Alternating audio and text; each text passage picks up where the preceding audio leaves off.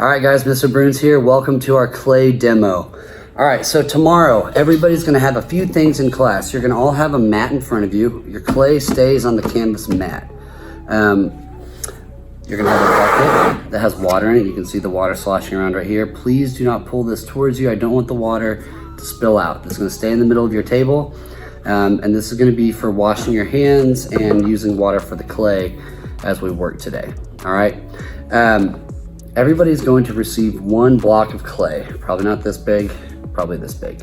If you need more, while we're working, I'll get you more, all right? So don't worry if you feel like you don't have enough. As we're going through, if I notice that you need more, I'll get you some more, I promise. All right, so the first thing you're gonna do when you get your clay, you're gonna do what is called cubing it. Okay, so I'm literally gonna take it and I'm going to forcefully slam it onto the table, onto the mat, okay? And what this is going to do is it is going to get all of the air pockets out of the clay. The reason we get all the air out of the clay is so that way when it's fired, this will, it will not explode in the kiln. However, this is actually air dry clay, even though it looks like real clay, like normal low fire clay.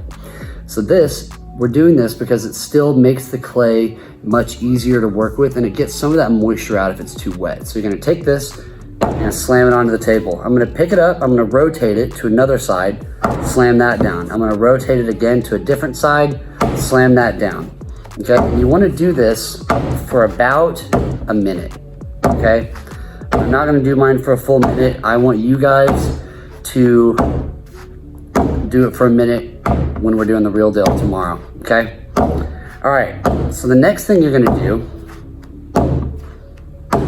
is you're going to give it the smack down.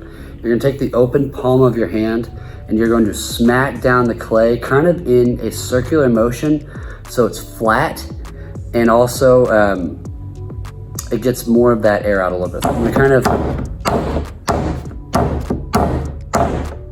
you can kind of see it looks kind of like that right now. And as I continue to work, it's pretty good. It's about like that. All right, so I've gotten the air out, flattened it out. The next thing you're gonna do is you're gonna wanna smooth it out. To smooth it out, you are gonna have a rolling pin. Every class has, or every table's gonna have one rolling pin. Share it, take your time. All right, if your has any clay on it, you can use this tool that you're all about to get. These are called needle tools. All right, you can see why. And you can just use this to get any extra clay off like that. Any extra clay that comes off, instead of getting it on your mat, you can always pick up the extra little pieces and just drop them in your water, okay? So I'm gonna take this, I'm actually gonna stand for a little bit. I'm gonna go one way, I'm only gonna go one way. I'm gonna kind of work away, away, away. You don't wanna roll it back towards you because how many of you guys have ever rolled the clay and then when you bring it back towards you, it rolls over the pin? Okay, this is why you're gonna do it this way. We're gonna roll it just one direction, pick it up, bring it back, put it down. So I'm gonna stand up, I'm gonna kind of roll it to my right. Okay, pick it up, put it down. Roll it to the center, pick it up, put it down, roll it one more time this way at least, pick it up, put it down, like that. All right, so that looks pretty good. So mine's smooth, it's flat, like that, okay? If it has anything dried on it, that's okay, it'll all come out, it'll all dry. It's like the same, it'll be fine. All right, so your next thing, you wanna make sure it is about as thin as your pinky, okay? It's pretty thin, it seems like, right? It'll be all right. So the next thing you do is you're gonna get your needle tool. You're also gonna get a shape, okay? At the back of my room, I'm gonna have all these shapes on a table, okay? Every one of these shapes, you know what, I lied. I'm gonna take them, I'm gonna put them on this counter right over here by the library books and the supplies. Under there is where the shapes are gonna be, okay? I have a few circles, ovals, hearts, rectangles, or rounded rectangles, and squares, okay? I'm gonna use this circular shape. There's two sides, okay? You can see there's a flat side and there's a side that pops out, okay? So we're gonna put the flat side touching the clay first, okay? And you wanna make sure that there's about enough room around it that's the width of your index finger. So if I put my index finger down next to the clay, you can see that I've got space around the outside. Okay, so I'm gonna put my index finger down. You're gonna take this needle tool, You're gonna put it all the way down into the clay, like that. And you're gonna cut all the way around your clay, about how wide around that your index finger is. So you're pressing all the way down to the mat. I can feel the mat under my clay as I work it, or as I cut around it. Okay, and that looks pretty good. After you're done, you're gonna take this clay right here and pull it away. Just set it to the side. Don't get rid of it yet. You don't want to discard it. You can take your circle shape and put it to the side now. So you should be left with a good circular shape, okay? After that, you're going to take a little bit of water. I'm gonna dip just the tip of my index finger in the water, and I'm gonna just smooth around the edge, okay? Just gonna smooth around the edge real quick. And that's taking some of those rough edges that the needle tool did, and it's just smoothing it out a little bit. You don't want it too wet. If you need to take a dry finger, then you can, I have my index finger that I dipped, my middle finger is dry, so if I follow up the wet with the dry finger, it'll smooth it out and clean it up a little bit too, all at the same time. All right, after you've done that, that's when you can add texture to it. Let me go grab some texture rollers real fast. One moment, I'll be right back. All right, so I just got texture rollers down. They're in a bin right over there on the counter. There's a black bin that is full of these cool texture rollers. So what you're gonna do with this is you can add this on there if you want. You don't have to, it is an option. What you're gonna do is you're gonna take it, I like to stand up and kind of hold it towards my belly button, and I'm gonna put it onto the edge and give it one good roll. You get one roll. If your roll messes up, you gotta start over. You have to cube it again. You gotta give it the smack down. You've got to roll it out, smooth it out, all that again, okay? So one good roll. I'm gonna take it, push it onto the edge. I'm gonna press it one time. And now my clay looks like that, which is pretty cool. All right, after you have rolled it out, or after you've rolled it out, you're going to take it and put the hand that you write with, your needle tool is gonna go in. Your opposite hand, you're gonna put on top of your clay, and you're gonna flip it over and peel your clay off.